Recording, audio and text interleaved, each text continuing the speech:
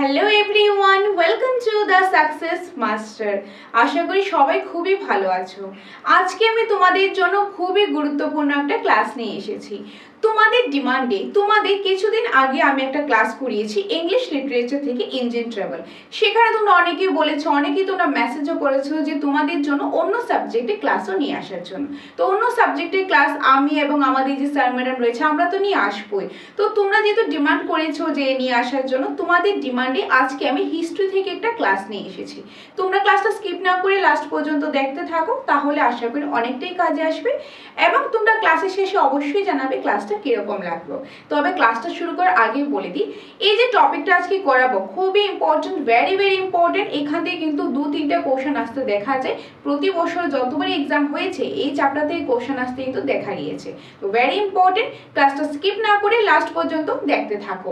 আমরা প্রথমে কনসেপ্টটা দেখবো, কারণ আমরা সব সময় বলে থাকি কনসেপ্টে ফোকাস করো, যে 20টা-30টা শুধু এমসিকিউস পড়লে হবে না, কনসেপ্ট ক্লিয়ার রাখতে লাগবে। কনসেপ্টটা ক্লিয়ার থাকলে তারপর আমরা যে কোনো কোশ্চেন আসুক না কেন ইজিলি আমরা আনসারটা করতে পারবো।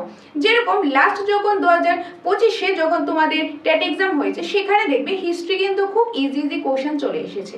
এখন কার কাছে ইজি লাগবে? যারা সবটা কনসেপ্ট পড়ে এসেছে, তার জন্য দেখবে 15টা থেকে 15টাই কোশ্চেনই কিন্তু কমন পড়েছে। কেন? কারণ কনসেপ্ট পড়েছে। এখন যদি কেউ শুধু এমসিকিউস পড়ে যায় তাহলে কিন্তু হয়তো এত কমন পড়বে না। কেন? কারণ সেখানে লিমিটেড রয়েছে, বা একটু ঘুরিয়ে কোশ্চেন আনসারটা করলে তোমরা এটা মনে রাখতে পারবে না, বা তোমরা জিনিসটা বুঝতে অসুবিধা হতে পারে। সেই জন্য অলওয়েজ কনসেপ্টে ফোকাস করা দরকার। তো আজকের ক্লাসটা তোমাদের জন্য এরকম ভাবে নিয়ে এসেছি যাতে তোমাদের কনসেপ্টটা ক্লিয়ার হয়ে যায় এবং কনসেপ্টের পাশাপাশি এমসিকিউস করবো। সেই এমসিকিউস এর মধ্যে প্রতিটা অপশনের ব্যাখ্যাটা আমাদের জানতে লাগবে। এখন শুধু কোশ্চেনটা পড়লাম, আমি আনসারটা দেখলাম, এতটুকু দেখলে হবে না। এই আনসারটা কেন হয়েছে, তার রিজনটা কি, বা বাকি অপশনগুলো কি রিজন রয়েছে, সম্পূর্ণটা তোমাদের জন্য একটা সিস্টেমেটিক ওয়েতে ক্লাস নিয়ে এসেছি, যেটা তোমরা শুধুমাত্র দ্য সাকসেস মাস্টারে পাবে। যাই হোক, এখন আর আমি দেরি করছি না, আজকে ক্লাসটা আমি শুরু করছি। তো আজকে যেটা আমি তোমাদের করাবো এসটিজিটি এক্সামের হিস্ট্রিতে প্রথম টপিকটা রয়েছে, সেই টপিকটা থেকে। প্রথম টপিকটা কি? The sources of early Indian history. অর্থাৎ মানে এটা কি বলছে, সোর্সেস মানে কি? সোর্সেস হলো উৎস। কিসের উৎস? Early Indian history.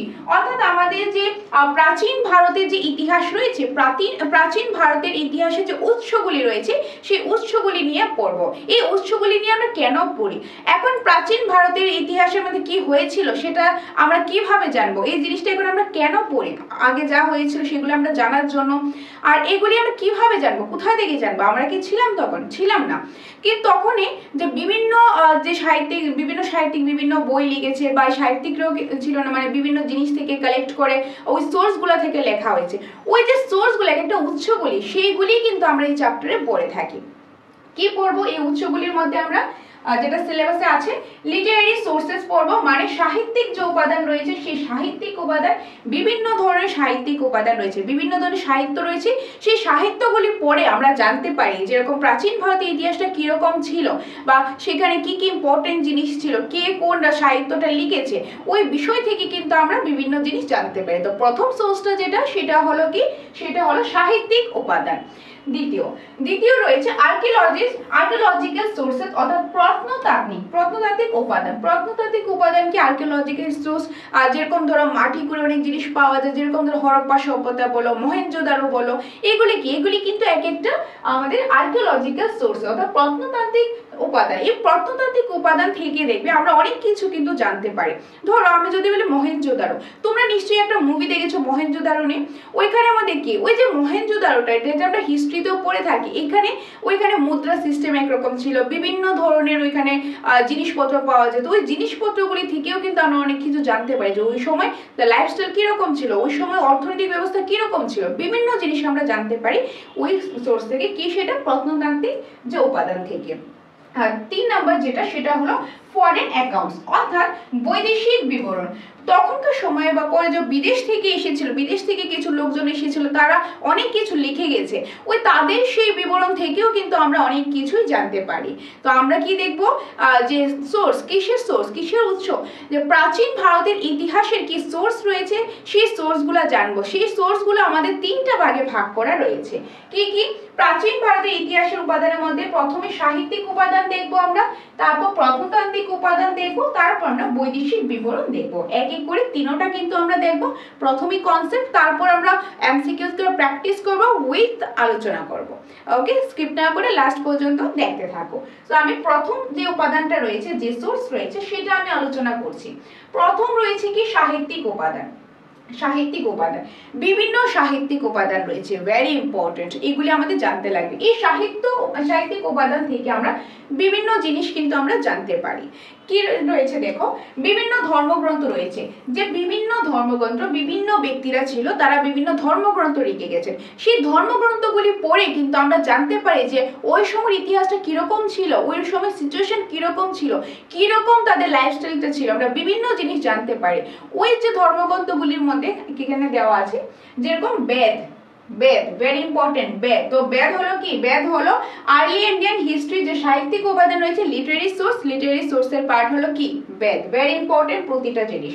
Next Upanishad, মনে রাখতে লাগবে, উপনিষদ, বেদান্ত, তারপরে যে স্মৃতি, তারপরে 18টি পুরাণ, ত্রিপিটক, জাতক, তারপর রয়েছে মহাবংশ, দীপবংশ, ভগবতী সূত্র, পরিশিষ্ট পালন, তারপর হচ্ছে রামায়ণ, তারপর মহাভারত ইত্যাদি। এগুলি হলো বিভিন্ন সাহিত্যিক উপাদান।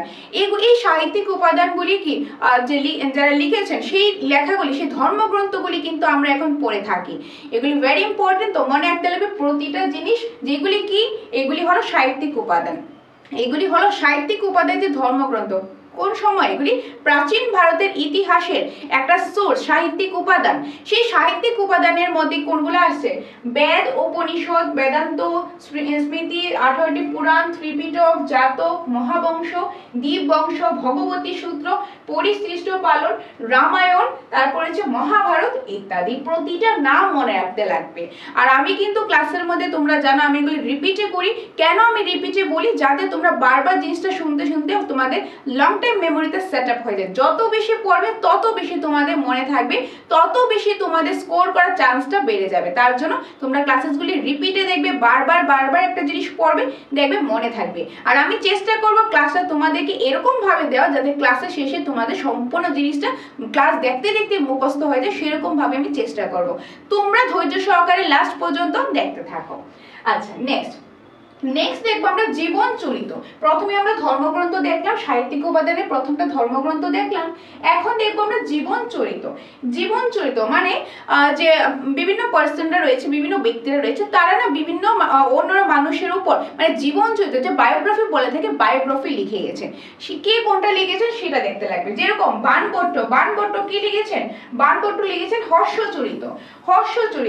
বাণভট্ট লিখেছেন হর্ষচরিত, মনে রাখবে। বাণভট্ট লিখেছেন হর্ষচরিত। বাবু এইভাবে আসতে পারে, হর্ষচরিত কে লিখেছেন? বাণভট্ট।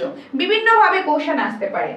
তারপর বিলহন লিখেছেন কি? বিলহন লিখেছেন বিক্রমাঙ্ক দেবের চরিত। যে বিক্রমাঙ্ক দেবের যে জীবন চরিত্রটা রয়েছে, সেটা কে লিখেছেন? বিলহন লিখেছেন। বিভিন্ন ভাবে কোশ্চেন আসতে পারে, তার জন্য বলি কনসেপ্ট পড়বে, দেখবে বিভিন্ন ভাবে তোমাদের একদম প্রিপেয়ার হয়ে যাচ্ছ। Next Sandhyakar Nandi, very important. Sandhyakar Nandi, Ramcharit কে লিখেছেন? সন্ধ্যাকর নন্দী। রামচরিত, সন্ধ্যাকর নন্দী, মনে রাখবে, খুব ইম্পর্টেন্ট। নেক্সট রয়েছে তুলসীদাস রামচরিত্র মানস। এখন আমি আগেরটার সাথে আমি একটু লিংক করছি। কি লিংক দেখো, যেরকম যদি আমাদের বলে হর্ষচরিত কে লিখলো? বাণভট্ট, কোনো কনফিউশন নেই। বিক্রমাঙ্ক দেবের চরিত্র কে লিখেছেন? বিলহন লিখেছেন, কোনো কনফিউশন নেই। কনফিউশনটা কোথায় হয়? যদি বলে শুধু রামচরিত, তাহলে হবে সন্ধ্যাকর নন্দী। কিন্তু যখন বলে হবে রামচরিত মানস, মানে মানস কথাটা চলে আসবে, তাহলে সেটা হবে তুলসীদাস। দুইটা কিন্তু আলাদা, দুইটা কিন্তু সেম না। রামচরিত হলে সন্ধ্যাকর নন্দী, আর রামচরিত মানস হলে সেটা হবে তুলসীদাস। দুইটা আমাদের কনফিউজ কিন্তু হবে না। রামচরিত হলে কি হবে? রামচরিত হলে হবে এই যে সন্ধ্যাকর নন্দী, আর রামচরিত মানস বললে সেটা হবে তুলসীদাস। ক্লিয়ার? নেক্সট রয়েছে কি দেখো, নেক্সট রয়েছে পাণিনি। পাণিনি কি লিখেছেন দেখো, পাণিনি লিখেছেন এই যে অষ্টাধ্যায়ী, পাণিনি অষ্টাধ্যায়ী। পতঞ্জলি, পতঞ্জলি কি লিখেছেন, মহাভাষ্য, পতঞ্জলি লিখেছেন কি মহাভাষ্য। তারপর কিছু ঐতিহাসিক গ্রন্থ, এখন আমরা দেখব কিছু ঐতিহাসিক গ্রন্থ। ঐতিহাসিক গ্রন্থের মধ্যে আমরা দেখব যেরকম প্রথমেই কলহন, কলহন কে লিখেছেন, কি লিখেছেন, কলহন লিখেছেন রাজতরঙ্গিনী কাশ্মীরের রাজবৃত্ত, রাজতরঙ্গিনী কাশ্মীরের রাজবৃত্ত কে লিখেছেন, কলহন লিখেছেন। নেক্সট সোমেশ্বর, সোমেশ্বর কি লিখেছেন, এই যে রাসমালা, রাসমালা, সোমেশ্বর রাসমালা লিখেছেন। আরো কিছু লিখেছেন, তার মধ্যে মোস্ট ফেমাসটা হলো কি এই যে রাসমালা, রাসমালা, বুঝা গেল। তো এটা হলো কে লিখলো, নামগুলি তারা কি লিখলো সেটা এখানে মেনশন করা আছে। প্রতিটা জিনিস মনে রাখতে লাগবে, ভেরি ভেরি ইম্পর্টেন্ট, যত পড়বে ততই কিন্তু মনে থাকবে।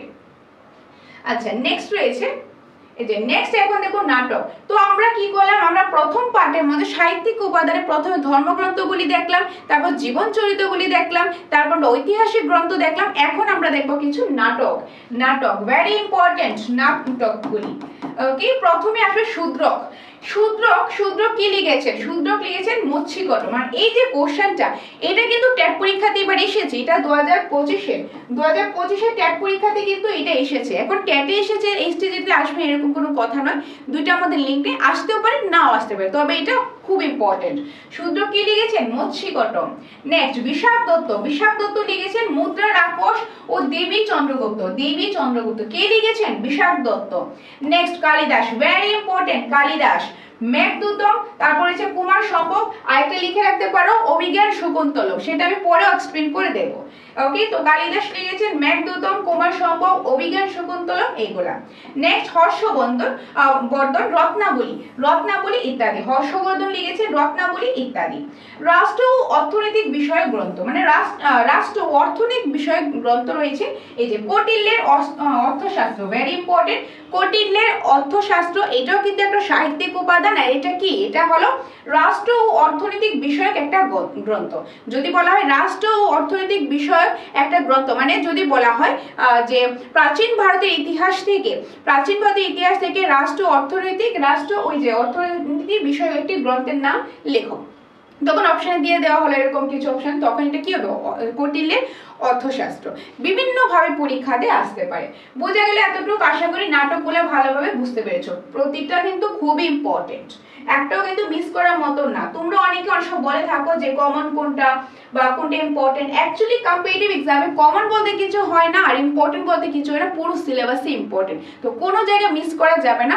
আর আমরা দ্য সাকসেস মাস্টার সবসময় চেষ্টা করি এরকম ভাবে তোমাদের পড়ানোর, প্রতিটা সাবজেক্টই আমি এবং আমাদের যে স্যার ম্যাডাম রয়েছে আমরা সবাই চেষ্টা করি ম্যাক্সিমাম ইনফরমেশন তোমাদের কাছে পৌঁছে দেওয়ার জন্য। তোমরা আমাদের এখানে অনলাইন পেইড ক্লাস করো, কিংবা আমাদের অফলাইন পেইড ক্লাস করো, কিংবা নোটস নাও, কিংবা ইউটিউবে ক্লাস করো, যেভাবে তোমাদের সুবিধা, সব সুবিধা আমাদের আছে। তোমরা অনলাইন পেইড কোর্স বলো, অফলাইন পেইড কোর্স বলো, শুধু নোটসটা নিতে চাইলে নোটসটা, বা ইউটিউবে ক্লাস করতে চাইলে ইউটিউবের ক্লাস, প্রতিটা ক্লাসে আমরা ম্যাক্সিমাম ইনফরমেশন, সঠিকটা ইনফরমেশন দেওয়ার চেষ্টা করি, যাতে তোমাদের কাজে আসে, তোমরা কিছু শিখতে পারো, তোমাদের লাইফের মধ্যে কাজে আসে, সেটাই কিন্তু সেই প্রচেষ্টা আমরা চালিয়ে যাই।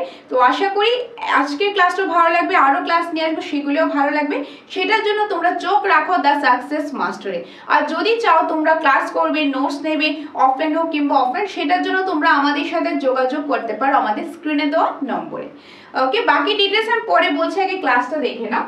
দেখো নেক্সট আমরা পড়বো প্রত্নতান্ত্রিক উপাদান। অর্থাৎ আমরা দেখেছিলাম যে আর্লি ইন্ডিয়ান হিস্ট্রি থেকে যে প্রথমে আমরা লিটারেরি সোর্স মানে সাহিত্যিক উপাদান, এটা আমরা দেখলাম। দ্বিতীয় আমাদের হলো প্রত্নতান্ত্রিক উপাদান, যেটা এখন দেখবো। আর এটা কমপ্লিট হলে নেক্সট আমরা দেখবো বৈদেশিক উপাদান। ওকে, তো এখন আমরা 2 নম্বরটা দেখছি। 2 নম্বরটা কি, প্রত্নতান্ত্রিক উপাদান, অর্থাৎ আর্কিওলজিক্যাল যে সোর্সেস রয়েছে সেগুলা। আর্কিওলজিক্যাল সোর্সের মধ্যে 3টা ভাগ করা আছে। কয়টা ভাগে? 3টা ভাগ। কি কি? লেখক, বিভিন্ন ধরনের লেখক, বিভিন্ন ব্যক্তিরা বিভিন্ন কিছু লিখে গেছে, সেই লেখাগুলি থেকে আমরা অনেক কিছু জানতে পারি। তারপর যেরকম বিভিন্ন মুদ্রা থেকে আমরা জানতে পারি যে ওই মুদ্রা কোন আমলের মুদ্রা ছিল, কোন মুদ্রাগুলি কোন রাজার আমলে, এগুলি আমরা বিভিন্ন জিনিস আমরা জানতে পারি। তারপর যেরকম রয়েছে স্থাপত্য ভাস্কর্য, স্থাপত্য ভাস্কর্য থেকেও কিন্তু আমরা অনেক কিছুই জানতে পারি। বোঝা গেল? তো প্রত্নতান্ত্রিক উপাদান যে কয়টা বা 3টা, কি কি? লেখ, মুদ্রা, স্থাপত্য, ভাস্কর্য। ওকে, নেক্সট হলো এই যে লেখটা রয়েছে, এই লেখটাকে আবার 3টা ভাগে ভাগ করা যায়। লেখটাকে আবার 3টা ভাগে ভাগ করা যায়, এটা 3 প্রকার। কি কি? শিল্প লেখ, তারপর স্তম্ভ লেখ, আর একটা হলো গুহা লেখ। মনে রাখবে লেখকে কয় ভাগে ভাগ করা যায়? 3 ভাগে ভাগ করা যায়। কি কি? এই যে শিল্প লেখ, স্তম্ভ লেখ, আর একটা কি? গুহা লেখ। এটা হলো শিল্প লেখ, শিল্প যে লেখ, তারপর স্তম্ভ, যে স্তম্ভের মধ্যে লেখাগুলি থাকে সেগুলি থেকে আমরা বুঝতে পারি। ধরো একটা মন্দিরের স্তম্ভ থাকলো, সেই স্তম্ভের মধ্যে অনেক কিছু লেখা থাকে, অনেক পুরাতন মন্দিরের মধ্যে, সেটা থেকেও বোঝা যায় যে মন্দিরটা কবে হয়েছিল, কোন আমলে হয়েছিল, সেখান থেকে আমরা জানতে পারি। গুহা লেখ, বিভিন্ন গুহার মধ্যে কিন্তু লেখা থাকে, সেগুলি থেকে আমরা জানতে পারি। ওইগুলিকেই কিন্তু লেখ বলা হয়। বিভিন্ন জায়গাতে যে লেখাগুলি থাকে সেখান থেকে আমরা জানতে পারি, ইনফরমেশনটা আমরা জানতে পারি সেটা। একদম বিভিন্ন শিল্প লেখ, বিভিন্ন শিল্প লেখা। ধরো এক ধরনের খুব সুন্দর একটা ফ্লাওয়ার ভাস থাকলো অনেক আগে, সেটার মধ্যে কিছু একটা লেখা রয়েছে, ওইটা থেকে জানতে পারি। তো ওইগুলিকে বলা হয় কি? শিল্প লেখ, স্তম্ভ লেখ, গুহা লেখ। তো লেখটা হলো কয় প্রকার? 3 প্রকার। কি কি সেটা আমরা দেখলাম। ক্লিয়ার এতটুকু? এখন যাই নেক্সট এখন আছে এখানে প্রশস্তি নিয়ে গুরুত্বপূর্ণ তথ্য। এটাও কিন্তু লেখরই একটা পার্ট বলতে পারো। এই যে প্রশস্তিটা কি? দেখো, প্রশস্তি হলো আগেকার দিনে রাজা রানী তারা ছিল, রাজারা শাসন করতো, রানীরা শাসন করতো। এখন রাজা রানীর ব্যাপারে যে ভালো কিছু লেখা, এখন ধরো কারোর আমলের যে রাজারা তার পুরো দেশটা দেখে রাখবে, সে যা বলবে সেটাই হবে, তার ব্যাপারে কেউ খারাপ তো লিখতে পারবে না। আগে কিরকম ছিল? যদি খারাপ লিখতো তাহলে তো তাকে তো মেরেই ফেলবে, বা তাকে জেলের মধ্যে ঢুকিয়ে দেবো, এরকম ছিল। তার জন্য ওই যে রাজা বা রানীদের নিয়ে যে ভালো কিছু লেখা, তাদের যে জীবন চরিত্রটা লেখা, তাদের নিয়ে ভালো কিছুটা লেখা, তাদের শুধু গুণ কীর্তিটা লেখা, ওই লেখাগুলিকে বলা হয় প্রশস্তি। ধরো রাজারা কি কি ভালো কাজ করে গেছে, রানীরা কি কি ভালো কাজ করে গেছে, ইভেন তারা যতটুকু করেছে তার থেকে আরো বাড়তি করে যে লেখা, মানে তার বেসিক্যালি তার গুণ কীর্তি, ভালো কিছু লেখাটা, ওইটাকে বলা হয় প্রশস্তি। তো এই প্রশস্তি নিয়ে কিছু গুরুত্বপূর্ণ তথ্য এখন আমরা জেনে নেব। যেরকম এলাহাবাদ প্রশস্তি, এলাহাবাদ একটা প্রশস্তি আছে যেটা লিখেছেন হরিসেন। এটা ডিটেইলসটা আমরা নেক্সট স্লাইডে জানবো। তো এলাহাবাদ প্রশস্তি কে লিখেছেন? হরিসেন। বা হরিসেন কি লিখেছেন? এলাহাবাদ প্রশস্তি। নেক্সট নাসিক প্রশস্তি লিখেছেন কে? গৌতমী বনশ্রী। তারপর আইহোল প্রশস্তি লিখেছেন রবি কীর্তি। তো এলাহাবাদ প্রশস্তি হরিসেন, নাসিক প্রশস্তি গৌতমী বনশ্রী, তারপর আইহোল প্রশস্তি রবি কীর্তি। ক্লিয়ার? নেক্সট এই যে এখানে দেখো আরেকটু ডিটেইলস দিয়ে দিয়েছি, সেটা কি দেখো, এলাহাবাদ প্রশস্তি থেকে জানা যায়। এই যে এলাহাবাদ প্রশস্তিটা আমরা দেখলাম, সেটা কে লিখেছেন? হরিসেন। এই এলাহাবাদ প্রশস্তি থেকে আমরা কি জানতে পারি? এখান থেকে আমরা জানতে পারি সমুদ্রগুপ্তের যে কীর্তি কাহিনী আমরা জানতে পারি। অর্থাৎ এই যে এলাহাবাদ প্রশস্তি কে লিখেছেন? এলাহাবাদ প্রশস্তি লিখেছেন হরিসেন লিখেছেন এলাহাবাদ প্রশস্তি। ওকে, তো এলাহাবাদ প্রশস্তি লিখেছেন হরিসেন। আর এই হরিসেন এলাহাবাদ প্রশস্তিতে কি লিখেছেন? তিনি লিখেছেন যে সমুদ্রগুপ্ত যে কীর্তি কাহিনী, অর্থাৎ গুণকীর্তি, ভালো যা কিছু করেছে ওইগুলাকে লিখেছে, ওইগুলো নিয়েই ওই লেখকটা লিখেছেন, ওই প্রশস্তিটা তিনি লিখে গেছেন। তো এলাহাবাদ প্রশস্তি কে লিখেছেন? হরিসেন। তিনি কি লিখেছেন এই প্রশস্তিতে? সমুদ্রগুপ্তের কীর্তি কাহিনী লিখেছেন। নেক্সট হলো নাসিক প্রশস্তি থেকে জানা যায়। এই যে নাসিক প্রশস্তি, সেটা কি লিখেছেন? নাসিক প্রশস্তি একটু আগেই দেখলাম গৌতমী বনশ্রী লিখেছেন। এই গৌতমী বনশ্রী যে লিখেছেন নাসিক প্রশস্তি, এই প্রশস্তির মধ্যে কি লিখেছেন? এটা থেকে আমরা কি জানতে পারি? এটা থেকে আমরা জানতে পারি গৌতমী পুত্র সাতকর্ণীর কীর্তি কাহিনী। অর্থাৎ গৌতমীর পুত্র যে সাতকর্ণী, গৌতমী পুত্রের না সাতকর্ণী, সেই সাতকর্ণী কীর্তি কাহিনী নিয়ে আমরা জানতে পারি কিসে থেকে? নাসিক প্রশস্তি থেকে। তো নাসিক প্রশস্তি কে লিখেছেন? গৌতমী বনশ্রী। সেই গৌতমী বনশ্রী নাসিক প্রশস্তিতে কি লিখেছেন? সেটা থেকে আমরা কি জানতে পারি? যে গৌতমী পুত্র সাতকর্ণী কীর্তি কাহিনী লিখেছেন। ওই গৌতমী পুত্র সাতকর্ণী যে কীর্তি কাহিনী, সেটা আমরা জানতে পারি কি থেকে? নাসিক প্রশস্তি থেকে। আর সেটা জানার জন্য তো আমরা পড়ি, এই জন্য তো যে চ্যাপ্টারটা দেওয়া রয়েছে সোর্সেস। ওকে, বোঝা গেল? নেক্সট হলো আইহোল প্রশস্তি থেকে জানা যায়। আইহোল প্রশস্তি থেকে আমরা কি জানতে পারি? গৌতমী পুত্র দ্বিতীয় পুলকেশীর কীর্তি কাহিনী জানতে পারি। আইহোল প্রশস্তি থেকে আমরা কি জানতে পারি? আইহোল প্রশস্তি থেকে আমরা জানতে পারি গৌতমী পুত্র যে দ্বিতীয় পুলকেশী, গৌতমী পুত্র দ্বিতীয়, আগেটা ছিল গৌতমী পুত্র সাতকর্ণী, এখন গৌতমী পুত্র দ্বিতীয় পুলকেশীর যে কীর্তি কাহিনী রয়েছে সেটা আমরা জানতে পারি কিসের থেকে, এই যে আইহোল প্রশস্তি থেকে। বোঝা গেল? নেক্সট দেওপাড়া, দেওপাড়া প্রশস্তি থেকে জানা যায় বিজয় সেনের কীর্তি কাহিনী। তো বিজয় সেনের কীর্তি কাহিনী কার থেকে, কোথায় থেকে জানতে পারি, সেটা জানতে পারি দেওপাড়া প্রশস্তি থেকে। বোঝা গেল? এখন পরীক্ষাতে কিভাবে আসতে পারে, এই প্রশস্তিগুলি কে লিখেছেন, বা এই যে একজন নাম বলো হরিসেন, হরিসেন নিচে কোন প্রশস্তি লিখেছেন, সেটা কি হবে, এই যে উপরটা এলাহাবাদ প্রশস্তি লিখেছেন হরিসেন। এখন এইভাবে আসতে পারে হরিসেনের যে প্রশস্তিটা আছে সেটা থেকে আমরা কি জানতে পারি, সেটা থেকে আমরা জানতে পারি সমুদ্রগুপ্তের কীর্তি কাহিনী। বা এইভাবে আসতে পারে সমুদ্রগুপ্তের কীর্তি কাহিনী নিয়ে কে লিখেছেন, হরিসেন, বা সেটা কোন প্রশস্তি, সেটা এলাহাবাদ প্রশস্তি। মানে একটা জায়গা থেকে দেখো আমরা বিভিন্ন ভাবে কিন্তু কোশ্চেন আসলে আমরা আনসারটা করতে পারি, এই জন্য কনসেপ্ট দরকার। ওকে, বুঝা গেল এতটুকু? যদি কোনো ডাউট থাকে তোমাদের, তোমরা অবশ্যই কমেন্টের মাধ্যমে জানাবে, প্রয়োজন হলে আমি ডাউট সেশনও নিয়ে আসবো। আর এরকম ভাবে করার চেষ্টা করছি যাতে ডাউট না থাকে, তারপরও থাকলে তোমরা কমেন্টের মাধ্যমে অবশ্যই জানাবে। ক্লিয়ার? আচ্ছা, নেক্সট কি রয়েছে দেখো, নেক্সট রয়েছে আমাদের মুদ্রা। এই যে মুদ্রা একটু আগে দিয়েছিলাম, মুদ্রা থেকেও আমরা জানতে পারি প্রত্নতান্ত্রিক যে আমাদের উপাদান রয়েছে মুদ্রা। এখন মুদ্রা বিভিন্ন ধরনের মুদ্রা ছিল, তখন বিভিন্ন মুদ্রা অনেক জনে বানিয়েছে, তো এত কিছু আমাদের জানার দরকার নেই। আমাদের যেটা মেইন জিনিস জানতে লাগবে, প্রথম স্বর্ণ মুদ্রা কে বানিয়েছে, কে এটা প্রচলন করেছে, ভারতের প্রথম স্বর্ণ মুদ্রা প্রচলন করেছে, মানে প্রচলন করেছে কনিষ্ক। কে করেছেন? Kanishka. Very very important, very important. তো ভারতের প্রথম স্বর্ণ মুদ্রা কে প্রচলন করেছেন? কনিষ্ক। কে প্রচলন করেছেন? কনিষ্ক করেছেন। ক্লিয়ার? নেক্সট রয়েছে স্থাপত্য ভাস্কর্য। আমরা প্রথম একদম যখন ক্লাসটা স্টার্ট করেছি দেখেছিলাম কি, সেখানের মধ্যে কিন্তু আমাদের অনেকগুলোই ছিল। তো ওই যে ওইখানের মধ্যে আমরা দেখেছিলাম প্রথমে সাহিত্যিক উপাদান, সেটা দেখেছিলাম প্রত্নতান্ত্রিক উপাদান, সেটা প্রত্নতান্ত্রিক উপাদানের মধ্যে আমরা বিভিন্ন জিনিস দেখলাম। এই যে স্থাপত্য রয়েছে, লেখ রয়েছে, বিভিন্ন জিনিস রয়েছে। লেখ আমরা দেখলাম, মুদ্রা আমরা দেখলাম, এখন আরেকটা লাস্ট পার্ট বাকি আছে, সেটা হলো স্থাপত্য ভাস্কর্য। বিভিন্ন স্থাপত্য ভাস্কর্য থেকেও কিন্তু আমরা এখন অনেক কিছু জানতে পারি, ওইগুলি নিয়েই তো আমরা এখন পড়ি। তো ওই স্থাপত্য ভাস্কর্যের মধ্যে কি কি রয়েছে দেখো। প্রথমে হরপ্পা সভ্যতার আবিষ্কার, স্থাপত্য ভাস্কর্য, হরপ্পা সভ্যতার আবিষ্কার, ভেরি ভেরি ইম্পর্টেন্ট। এটা কিন্তু আর্কিওলজিক্যাল সোর্সের মধ্যেই কিন্তু এটা পড়ছে, প্রত্নতান্ত্রিক। ওকে, তো এটা কি, এই যে হরপ্পা সভ্যতাটা আবিষ্কার করা হয়েছে, এই হরপ্পা সভ্যতাটা, এটা থেকেও কিন্তু আমরা অনেক কিছু জানতে পারি। তো একটা স্থাপত্য ভাস্কর্যের মধ্যে পড়ে হরপ্পা সভ্যতার আবিষ্কার, ভেরি ইম্পর্টেন্ট। তাছাড়াও কিন্তু আরো রয়েছে, যেরকম আরো রয়েছে তক্ষশিলা, সারনাথ, হস্তিনাপুর প্রভৃতি বহু নির্দেশন, এরকম আরো বহু নির্দেশন রয়েছে, যেখান থেকে আমরা অনেক কিছু জানতে পারি, অনেক হিস্ট্রি আমরা জানতে পারি, এগুলি থেকে আমরা অনেক কিছু পড়ে থাকি। এই জন্যই কিন্তু এগুলিকে যে সোর্স বলা হয়, ভেরি ইম্পর্টেন্ট প্রতিটা পার্টি। নেক্সট, মৌর্য যুগের এক শিলা বেষ্টনী। মৌর্য যুগে যে এক শিলা বেষ্টনী রয়েছে সেটাও কিন্তু স্থাপত্য ভাস্কর্যের মধ্যেই পড়ে, কিসের? আর্কিওলজিক্যাল সোর্সের।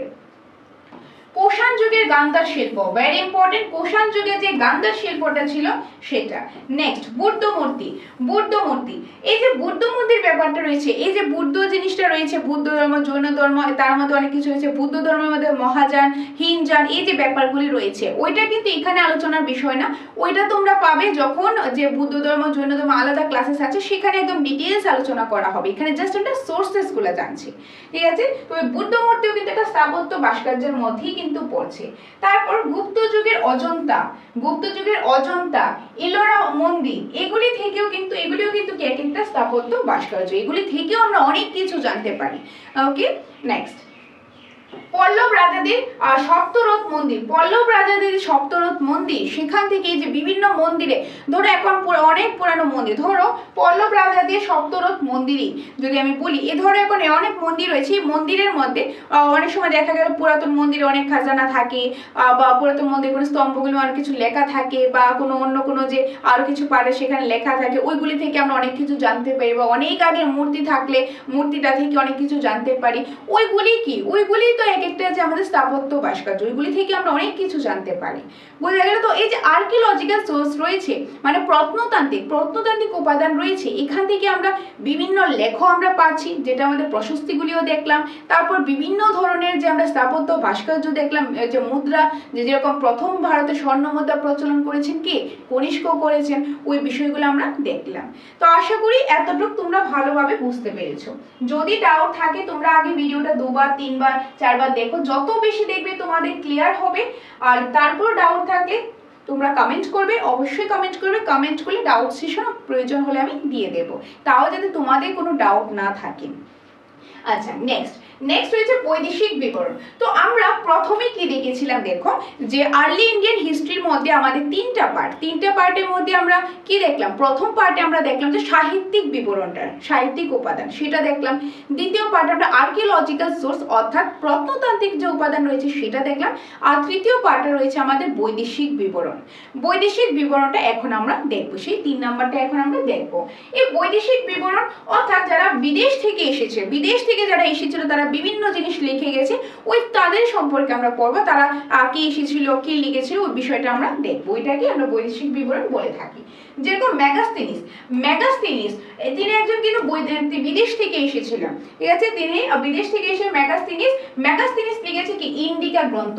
আর তার এই ইন্ডিকা গ্রন্থ থেকে আমরা অনেক কিছু জানতে পারি। যখন তোমরা পড়বে, যেরকম যে আমাদের যে মৌর্য রয়েছে, চন্দ্রগুপ্ত মৌর্য রয়েছে, তার যে ছেলে বিন্দুসারের ছেলে হলো অশোক, এই যে বিভিন্ন বিষয়টা রয়েছে ওইটা তোমরা ইন্ডিকা গ্রন্থে ওইখানে তো ডিটেইলস পেয়ে যাবে। সেই ইন্ডিকা গ্রন্থটা কে লিখেছেন, এটা লিখেছেন মেগাস্তিনিস লিখেছেন। আর এই মেগাস্তিনিস কিন্তু ভারতবর্ষে এসেছিল, কবে এসেছিল, তিনি এসেছিল যে চন্দ্রগুপ্ত মৌর্যের যে আমলে, তিনি কিন্তু এসেছিল মেগাস্তিনিস। তো মেগাস্তিনিস হলো কি, তিনি একদম বিদেশের একজন লোক, তিনি এসেছিল ইন্ডিয়াতে চন্দ্রগুপ্ত মৌর্যের আমলে তিনি এসেছিল। তিনি কেন এসেছিল বা কোন কারণে এসেছিল সেই জিনিসটা তোমরা কোথায় পাবে, যখন এটা নিয়ে আলাদা আলোচনা করা হবে, আলাদা তোমরা ক্লাস কিন্তু পাবে, যে অশোক নিয়ে ক্লাস পাবে, তারপর যে তার যে অশোকের যে ডিটেলসটা সেটা নিয়ে ক্লাস পাবে, সেখানে কিন্তু তোমরা ডিটেলসটা পেয়ে যাবে। এখানে জাস্ট আমি উৎসগুলোই বলছি, এখানে আর আমি লেন্দি করছি না ক্লাসটা। যাই হোক, মেগাস্তিনিস কি লিখলো, ইন্ডিকা গ্রন্থ। এখন পরীক্ষাতে আসতেই পারে যে মেগাস্তিনিস কোন গ্রন্থটা লিখেছে, ইন্ডিকা গ্রন্থ, বা ইন্ডিকা গ্রন্থ কে লিখেছেন, মেগাস্তিনিস লিখেছেন। বা এটাও কিন্তু আসতে পারে যে মেগাস্তিনিস কোন আমলে বা কার আমলে যে ভারতবর্ষে এসেছিল, চন্দ্রগুপ্ত মৌর্যের আমলে মেগাস্তিনিস যে ভারতবর্ষে এসেছিল, বিভিন্ন ভাবে আসতে পারে। নেক্সট, টলেমি লিখেছেন ভূগোল। তারপর পলিবিয়াসের সাধারণ ইতিহাস, পলিবিয়াস লিখেছেন সাধারণ ইতিহাস নিয়ে। তারপর প্লিনি লিখেছেন ন্যাচারাল হিস্ট্রি। আলবেরনি তহকিকহীন, প্রতিটা জিনিস ইম্পর্টেন্ট, তার মধ্যে যে মেগাস্তিনিসটা খুব ইম্পর্টেন্ট, ভেরি ইম্পর্টেন্ট। আর বলে যে আলবেরনি তহকিকহীন, এটাও কিন্তু খুবই ইম্পর্টেন্ট, এগুলি মনে রাখতেই লাগবে, খুব ইম্পর্টেন্ট। তো এটা গেল আমাদের কি বৈদেশিক বিবরণটা আমরা দেখলাম। তো আমরা এতটুকু কি দেখলাম, এখানে কিন্তু ক্লাসটা শেষ হয়নি, আর অনেক কিছু আমরা জানবো, কিন্তু কতটুকু দেখলাম একটু তোমাদের বলে দিই, তাহলে তোমাদের জিনিসটা বুঝতে সুবিধা হবে। আমরা শুরু করেছি the sources of early Indian history. এখন মানে প্রাচীন ভারতের ইতিহাসের উপাদান, সেটা 3টা উপাদান রয়েছে। কি সাহিত্যিক উপাদান, প্রত্নতান্ত্রিক উপাদান আর বৈদেশিক বিবরণ। প্রথমে আমরা শুরু করলাম সাহিত্যিক উপাদান। এই সাহিত্যিক উপাদানে আমরা দেখলাম ধর্মগ্রন্থ, জীবন চরিত, তারপর আমরা দেখলাম কি নাটক দেখলাম, আর তারপর শুরু হয়েছে 2 নম্বর প্রত্নতান্ত্রিক উপাদান, সেগুলো আমরা দেখেছি একদম ডিটেইলসে আমরা দেখলাম। প্রত্নতান্ত্রিক উপাদানের পর দেখলাম বৈদেশিক বিবরণ। এখন আমরা যেটা দেখবো, আমরা কনসেপ্টও দেখেছি, এখন এমসিকিউ দেখবো, কিন্তু এমসিকিউ এখানে দেখলে শেষ না, এগুলির সাথে আরো কনসেপ্ট দেখবো, আরো অনেকগুলো কিছু দেখবো। যেরকম ধরো তোমাদের এমসিকিউটা শুরু করার আগে, তোমাদের এই মক টেস্টটা শুরু করার আগে তোমাদের আমি একটা জিনিস দেখিয়ে দিচ্ছি, যেটা শুধুমাত্র তোমরা দ্য সাকসেস মাস্টারই পাবে। কারণ একটা আমি এমসিকিউ নিয়ে আসলাম, 30টা এমসিকিউ নিয়ে আসলাম, কোশ্চেনটা আমি পড়লাম, আমি তোমাদের বললাম যে তোমরা আনসার করো, আমি 30 সেকেন্ড টাইম দিলাম। তাতে কি হবে, তাতে এই জিনিসটা কখন কাজে হবে, তখন পরীক্ষার 2-3 দিন আগে প্র্যাকটিস করবে তখনের জন্য। কিন্তু এখন তো আমাদের আর জিনিসটা জানতে লাগবে, শুধু যেটার আনসারটা যেটা হয়ে যাবে সেটা জানলেই হবে না, কেন হবে, বাকিগুলি কেন হবে না সেটাও আমাদের জানতে লাগবে। তার জন্য দেখো এখানে কোশ্চেনটা দিয়ে দিয়েছি, অপশন রয়েছে, আনসার তো আমি ডিসকাস করেই দেবো। এইখানে তো ব্যাখ্যাও রয়েছে, কেন আনসারটা হয়েছে তার ব্যাখ্যা রয়েছে। এরকম করে প্রতিটা জিনিস, এই যে ব্যাখ্যা দেখো ডিটেলস রয়েছে, একদম প্রতিটা কোশ্চেনে কিন্তু ব্যাখ্যা রয়েছে। পরেরগুলো যদি তোমরা দেখো, ধরো এই কোশ্চেনটা রয়েছে, এই কোশ্চেনে একটা আনসারটা হবে। এখন শুধু যেটা আনসার হবে সেটা জানলে তো হবে না, বাকিগুলিও তো আমার জানতে লাগবে, সেখান থেকেও তো আসতেই পারে। তখন ব্যাদ কেন, ব্যাদের মধ্যে কি কি আসবে, এই যে ব্যাখ্যা। তারপর যেরকম হরপ্পা, খ নাম্বার, এই যে হরপ্পাটার মধ্যে কি রয়েছে সেটাও আসবে। তারপর যেরকম গ নাম্বার ছিল মুদ্রা কেন, শিলালিপি কেন, চারোটা অপশনের ডিটেলস রয়েছে। এরকম ভাবে ক্লাস তোমাদের জন্য নিয়ে এসেছি। ওকে, তো আশা করি এরকম ভাবে করলে তোমাদের একটা কোশ্চেনও মিস যাবে না, এতটুকু তোমাদের বলতে পারি, যদি তোমরা এগুলি ভালোভাবে পড়ো। আমরা আমাদের বেস্ট দিচ্ছি, এখন পড়াটা কিন্তু তোমাদের হাতে, তো তোমরা কিন্তু ভালোভাবে জিনিসটা পড়বে। যাই হোক, এখন আমি এমসিকিউ স্টার্ট করছি। প্রথম যে এমসিকিউটা রয়েছে, ভারতের প্রাচীন ইতিহাসের মূল উপাদান কয়টি? মানে আমরা যদি বলি প্রাচীন ভারতের ইতিহাসের কয়টি উপাদান আছে, যেটা নিয়ে আমরা ক্লাসে করছি। অপশন কি রয়েছে? 2টি, 3টি, 4টি, 5টি। কয়টি উপাদান রয়েছে? 3টি উপাদান রয়েছে। অপশন খ, 3টি উপাদান রয়েছে। এখন যদি আমি বলি 3টি উপাদান কি কি, 3টি উপাদান কি ছিল? প্রথমে ছিল সাহিত্যিক উপাদান, দ্বিতীয় কি ছিল? দ্বিতীয়তে আমার ছিল প্রত্নতান্ত্রিক উপাদান, তৃতীয় ছিল বৈদেশিক বিবরণ। এই 3টা হলো উপাদান। এখন শুধু এই 3টা আছে এতটুকু আমরা জানবো না, এই 3টার মধ্যে আরো কি ছিল সেটাও আমরা জানবো। কিভাবে সেটা আমরা ব্যাখ্যাতে জানবো। এই যে ব্যাখ্যাতে জানবো কি রয়েছে দেখো, প্রাচীন ভারতের ইতিহাস গঠনমূলক উপাদান প্রধানত তিনটি ভাগে বিভক্ত, 3টি বিভাগে বিভক্ত। কি কি? সাহিত্যিক উপাদান, তারপর রয়েছে প্রত্নতান্ত্রিক উপাদান, আর হলো বৈদেশিক বিবরণ। তো এগুলি তো দেখলাম এই 3টে ভাগে বিভক্ত, সেটা আগেও দেখলাম। এখন এই 3টার মধ্যে কি কি রয়েছে সেটা দেখো। যেরকম প্রথমেই সাহিত্যিক উপাদান, সাহিত্যিক উপাদানে আমরা কি কি পড়লাম দেখো কি রয়েছে। সাহিত্যিক উপাদানে বেদ, উপনিষদ, রামায়ণ, মহাভারত, পুরাণ, স্মৃতি, বৌদ্ধ ত্রিপিটক, জৈন আগম ইত্যাদি প্রাচীন ধর্মীয় গ্রন্থ থেকে ভারতীয় সমাজ, ধর্ম, রাজনীতি ও সংস্কৃতি প্রমাণ মেলে।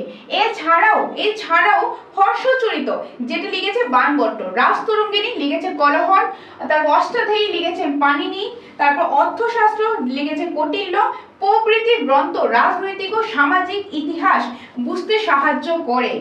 অর্থাৎ আমরা দেখলাম কোশ্চেনটা কিন্তু এত ডিটেইলস ছিল না, কোশ্চেনটা সিম্পল ছিল। প্রাচীন ভারতের যে কয়টি উপাদান দেখলাম 3টি, কি কি? সাহিত্যিক, প্রত্নতান্ত্রিক, বৈদেশিক। এখন এই সাহিত্যিক, প্রত্নতান্ত্রিক আর বৈদেশিকের মধ্যে কি আছে সেটাও তো জানতে লাগবে। তো সাহিত্যিকে এগুলো রয়েছে, এই যে বিভিন্ন ধর্মগ্রন্থ রয়েছে, তারপর বিভিন্ন যে ঐতিহাসিক বিবরণ রয়েছে, কে লিখেছেন, কে কোনটা লিখেছেন, সম্পূর্ণটা জানতে লাগবে, ওইটাও আমরা দেখলাম। আর এগুলি থেকে আমরা কি জানতে পারি? এগুলি থেকেই তো আমরা জানতে পারি যে আমাদের প্রাচীন ভারতটা কিরকম ছিল, যে প্রাচীন ভারতে কিরকম ছিল, তখন মুদ্রা কিরকম ছিল, তখন সিচুয়েশন কিরকম ছিল, তখন লাইফস্টাইল কিরকম ছিল, এগুলি থেকেই তো আমরা জানতে পারি। তার জন্যই তো আমরা এগুলি পড়ে থাকি। তো এটা গেল আমাদের প্রথম পয়েন্টের ব্যাখ্যা, কি? সাহিত্যিক উপাদান। এখন এখানেই শেষ নয়, আরো আমাদের বিবরণ রয়েছে। তারপর দেখো প্রত্নতান্ত্রিক উপাদান। প্রত্নতান্ত্রিক উপাদানে কি রয়েছে দেখো, মুদ্রা, শিলালিপি, স্তম্ভলিপি, গুহালিপি, স্থাপত্য, ভাস্কর্য এবং প্রত্নতান্ত্রিক নিদর্শন প্রাচীন সভ্যতা ও রাজবংশের অস্তিত্বের প্রমাণ দেয়। অর্থাৎ এই যে বিভিন্ন জিনিসগুলো, বিভিন্ন মুদ্রা, শিলালিপি, স্তম্ভলিপি, গুহালিপি ইত্যাদি, এগুলি আমরা কি করতে পারি? এগুলি প্রাচীন সভ্যতা বা তার আগের প্রাচীন সভ্যতাটা বা আগে লাইফস্টাইল, মানুষের লাইফস্টাইল বা তাদের যে মুদ্রা টুদ্রা যা কিছু আছে এগুলি কিরকম ছিল, ওইগুলি কিন্তু আমরা এইসব জিনিস থেকে জানতে পারি। ওই জিনিসটা যে ওই সময় ছিল ওইটার অস্তিত্ব আমরা জানতে পারি, ওইটার অস্তিত্ব কিন্তু আমরা জানতে পারি, যে প্রমাণ দিয়ে দেয় যে হ্যাঁ এটা এরকম ছিল বা ওই জিনিসটা ছিল, ওইটা থেকে আমরা প্রমাণটা আমরা পেয়ে থাকি। বুঝা গেল? উদাহরণস্বরূপ যদি বলি হরপ্পা মহেঞ্জোদারোর নিদর্শন, হরপ্পা মহেঞ্জোদারোর যে নিদর্শন এগুলি কি? এগুলি কিন্তু যে মহেঞ্জোদারোর কথা যদি আমি বলি, যে মাটি কুড়ি কিন্তু এটা পাওয়া গেছে। ওই যে ওখানকার তখনকার সময় যে ঘরবাড়ি কিরকম ছিল, তখনকার সময় মুদ্রা বা বাসনপত্র কিরকম ছিল, এগুলি কিন্তু মাটি কুড়ি করে এগুলি বার করা হয়েছে, ওই প্রমাণ পাওয়া গেছে। ওই প্রমাণটা থেকে বোঝা গেছে যে না মহেঞ্জোদারোর অস্তিত্বটা ছিল বা বাকিগুলোর হরপ্পার অস্তিত্ব আছে। তো এগুলি আমরা বিভিন্ন জিনিস কিন্তু জানতে পারি কিসে থেকে? প্রত্নতান্ত্রিক উপাদান থেকে। তাছাড়া এগুলি ছাড়াও আরো আছে মৌর্য যুগের স্তম্ভ ও গুপ্ত যুগের ভাস্কর্য, মধ্যযুগের বিভিন্ন স্তম্ভ রয়েছে, তারপর গুপ্ত যুগের বিভিন্ন ভাস্কর্য রয়েছে, ওইগুলি থেকেও আমরা অনেক কিছু জানতে পারি। তারপর এলাহাবাদ প্রশস্তি যেরকম যেটা হরিসেন লিখেছেন, এটা থেকেও জানতে পারি। প্রশস্তি কি সেটা আমরা দেখেছিলাম। প্রশস্তি কি? প্রশস্তি হলো রাজা বা রানীদের তাদের যে গুণকীর্তিগুলি রয়েছে সেগুলি নিয়ে যে লেখাটা, ওইটাকে আমরা প্রশস্তি বলে থাকি। তারপর যেরকম নাসিক প্রশস্তি যেটা লিখেছে কে, যে গৌতমী বনশ্রী। তাছাড়া যেরকম আইহোল প্রশস্তি শাসকদের রাজনৈতিক কৃতিত্বের সাক্ষ্য বহন করে। এগুলি কিন্তু আমরা বিভিন্ন জিনিসগুলো আমরা জানতে পারি। তো গেল আমাদের সাহিত্যিক বিবরণ, প্রত্নতাত্ত্বিক উপাদান এগুলি। তারপর রয়েছে বৈদেশিক বিবরণ থেকেও আমরা অনেক কিছু জানতে পারি, কারণ টোটাল 3টা ছিল না, 2টোতে এখন দেখলাম, এটা 3 নাম্বারটা।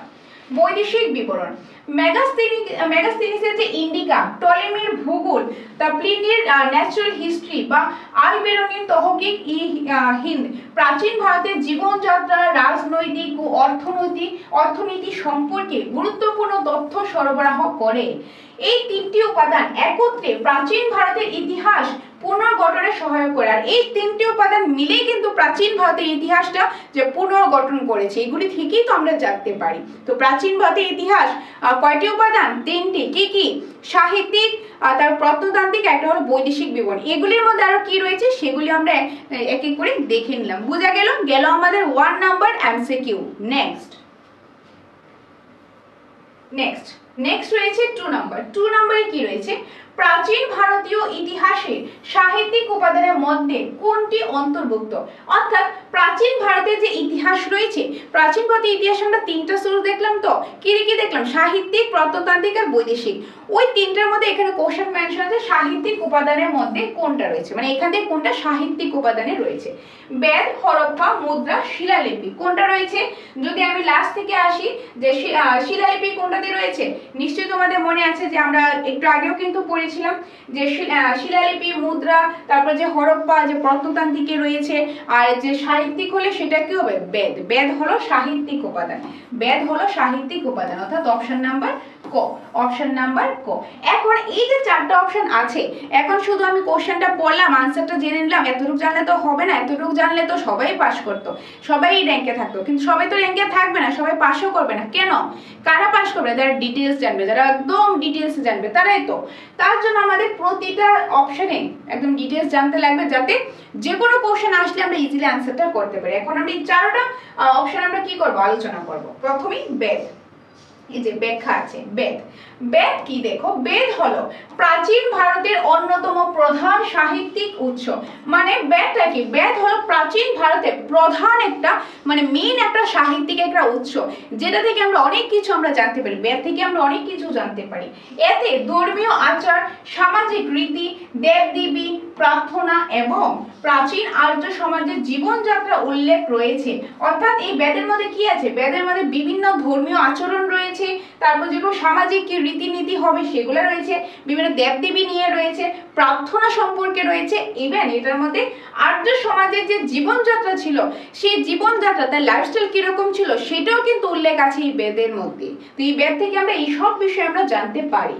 তো এই যে 4টি বেদ রয়েছে, বেদ কয়টি রয়েছে? 4টি। সেই 4টি বেদ কি কি? দেখো, ঋগ্বেদ, সামবেদ, যজুর্বেদ, তারপর হলো অথর্ববেদ। এই যে 4টা বেদ, এই বেদগুলি মনে রাখতে লাগবে। তো এই 4টা বেদ থেকে আমরা বিভিন্ন জিনিস জানতে পারি। আর এই বেদগুলিতে কি রয়েছে? এই বেদগুলিতে যেরকম আর্য সমাজে কিরকম জীবনযাত্রা ছিল, তার লাইফস্টাইল কিরকম ছিল, বিভিন্ন প্রার্থনা সম্পর্কে, দেবদেবী সম্পর্কে, সামাজিক রীতিনীতি সম্পর্কে, তারপর যে ধর্মীয় আচার সম্পর্কে আমরা জানতে পারি এই 4টা বেদ থেকে। তো বেদ কয়টা আছে? 4টা। কি কি? যেখানে মেনশন করা আছে। প্রাচীন ভারতের ধর্ম, সংস্কৃতি ও রাজনীতি সম্পর্কে গুরুত্বপূর্ণ তথ্য সরবরাহ করে। আর এই বেদগুলিতে প্রাচীন ভারতে কি রকম ধর্ম ছিল, সংস্কৃতি কিরকম ছিল, রাজনৈতিক কিরকম ছিল, ওই বিষয়গুলি কিন্তু মেনশন করা আছে। তার জন্য এই বেদ থেকে আমরা এইসব বিষয় আমরা জানতে পারি। তো এটা গেল আমাদের বেদ নিয়ে ব্যাখ্যা। তারপর নেক্সট রয়েছে যে হরপ্পা নিয়ে। হরপ্পার মধ্যে কি রয়েছে? দেখো, হরপ্পার এখন বেদ আনসারটা ছিল, তার মানে শুধু বেদটা জানলে তো হবে না, বাকিগুলো তো জানতে লাগবে। হরপ্পা প্রাচীন সিন্ধু সভ্যতা একটি গুরুত্বপূর্ণ প্রত্নতান্ত্রিক কেন্দ্র। এই যে হরপ্পাটা প্রত্নতান্ত্রিক কেন্দ্র। আমাদের অপশনে ছিল সাহিত্যিক উপাদান, এটা সাহিত্যিক উপাদান না, এটা প্রত্নতান্ত্রিক, কিন্তু এটা আনসারটা না হলেও আমাদের জানতে লাগবে কেন হবে না। হরপ্পা হলো প্রাচীন যে সিন্ধু সভ্যতা একটি গুরুত্বপূর্ণ একটি আর্কিওলজিক্যাল সোর্স হলো হরপ্পা। এটি সাহিত্যিক উপাদান নয়, এটি কোনো সাহিত্যিক উপাদান নয়, বরং প্রত্নতান্ত্রিক উপাদান। এটি সাহিত্যিক উপাদান না, এটা কি? এটা প্রত্নতান্ত্রিক উপাদান। এখান থেকে ইটের স্থাপত্য, শিলমোহর, মৃৎশিল্প, নগর পরিকল্পনা ও নালা নর্মদা নিদর্শন পাওয়া গিয়েছে, যা প্রাচীন সভ্যতার জীবনযাত্রা সম্পর্কে ধারণা দেয়। মানে এখান থেকে আমরা এই হরপ্পা সভ্যতা থেকে আমরা কি সব বিষয় জেনেছি? আমরা জেনেছি যে ওই সময় মানে এখানে ইটের যে স্থাপত্য, ইট যে স্থাপত্য করেছিল সেটা আমরা বিষয় জেনেছি, বিভিন্ন শিলমোহর নিয়ে জেনেছি, তবে মৃৎশিল্প, নগর পরিকল্পনা, তাদের যে প্ল্যানিংটা কিরকম ছিল, শহরের যে প্ল্যানিংটা কিরকম ছিল সেটা আমরা জেনেছি, নানা নর্মদার যে নিদর্শন পাওয়া গেছে সেটা জেনেছি। এইসব বিষয় থেকে আমরা এইসব জিনিসগুলো দেখে, এগুলো থেকে আমরা পড়ে আমরা বুঝতে পেরেছি ওই সময় লাইফস্টাইলটা কিরকম ছিল, ওই সময় লাইফস্টাইলটা অনেকটা উন্নত ছিল, সেটা কিন্তু আমরা বুঝতে পেরেছি। কিসে থেকে? এই যে এই সোর্সগুলা থেকে।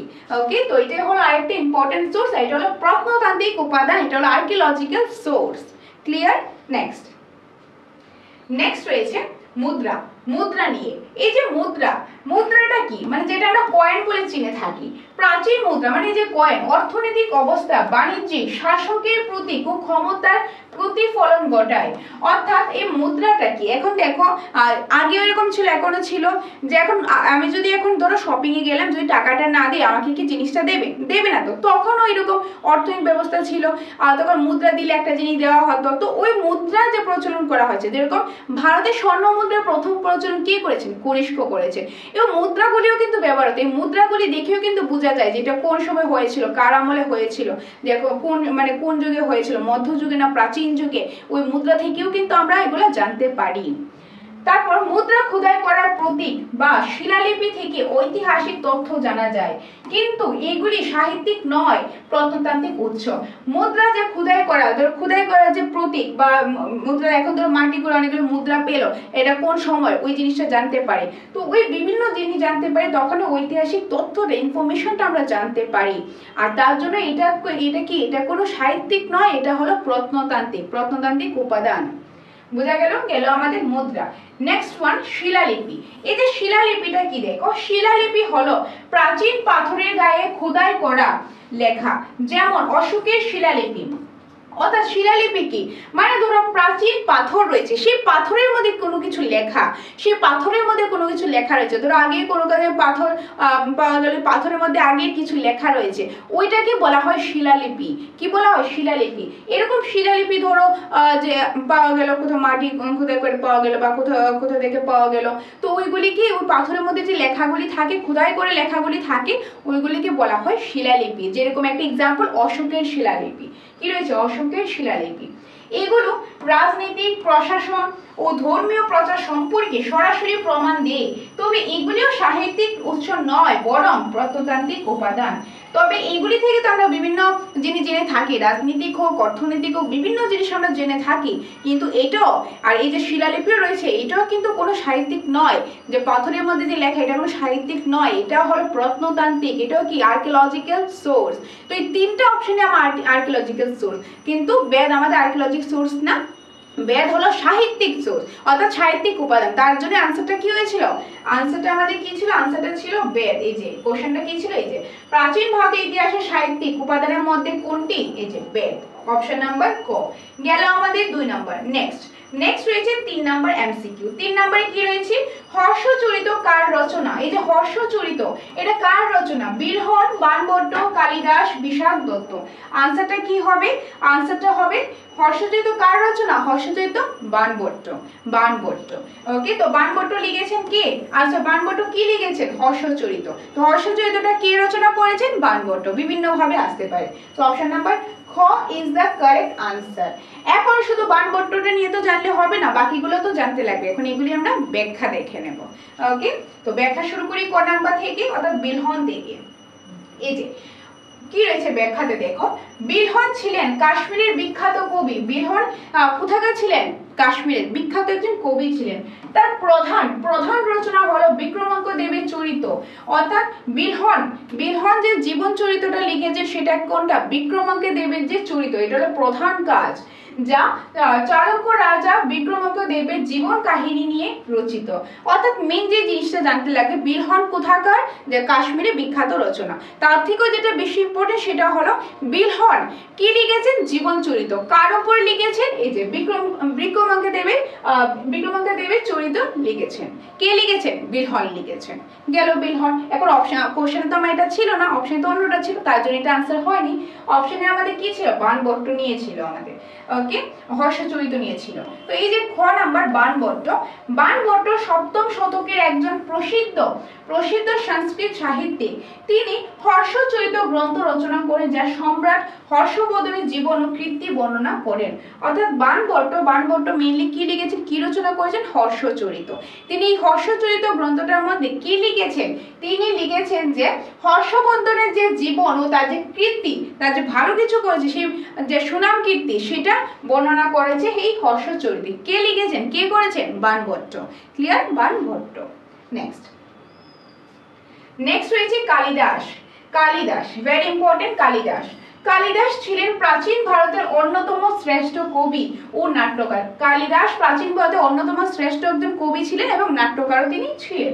তার বিখ্যাত রচনার মধ্যে যেরকম রয়েছে মেঘদূতম, ভেরি ইম্পর্টেন্ট, মেঘদূতম, কুমার সম্ভব, অভিজ্ঞান শকুন্তলম, এগুলি হলো কালিদাসের বিখ্যাত রচনা। এবার পরীক্ষাতে আসতেই পারে যে নিচের কোনটা কালিদাসের রচনা, বা এরকম দিল যে অভিজ্ঞান শকুন্তলম কে লিখেছেন, কে রচনা করেছেন, কালিদাস। তারপর বলো মেঘদূতম কে রচনা করেছেন, কালিদাস। এরকম ভাবে আসতে পারে, তো এগুলি মনে রাখবে, এই নামগুলি আর কে লিখেছেন সেটা। নেক্সট, বিষাদ দত্ত ছিলেন প্রখ্যাত নাট্যকার। তার রচিত মুদ্রা রাক্ষস ও দেবী চন্দ্রগুপ্ত প্রাচীন ভারতের রাজনৈতিক ও ঐতিহাসিক নাটকের উদাহরণ।